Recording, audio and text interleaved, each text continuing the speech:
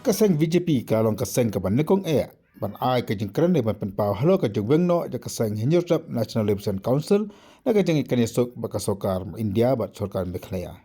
Ini kala Pynpaw da presiden da Meghalaya State Unit urikman momen dekat ka jadon lang ru vice president belong ru beri pai ka Meghalaya coba au bagi pai kinang lam ja kaseng.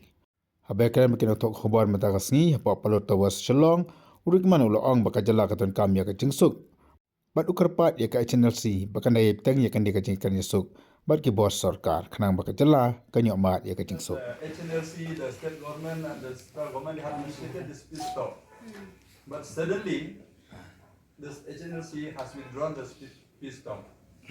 So, do you have to say anything? Because that is BJP. No, regarding this information, I have not received officially. So, we cannot intervene here and there. Simply, we have seen in the paper. So, we will take up next issue, next time.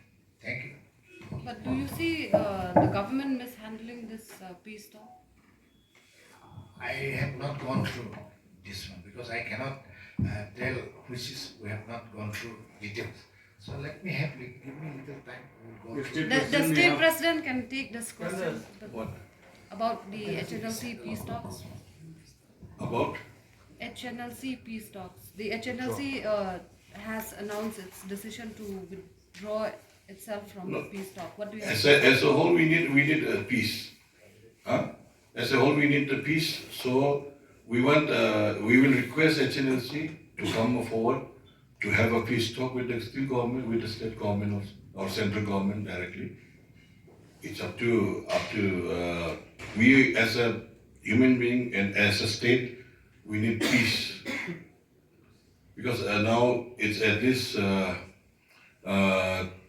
According to me, yesterday only we saw in the paper that last night only I heard that they're withdrawing. So I didn't have any comment on that first.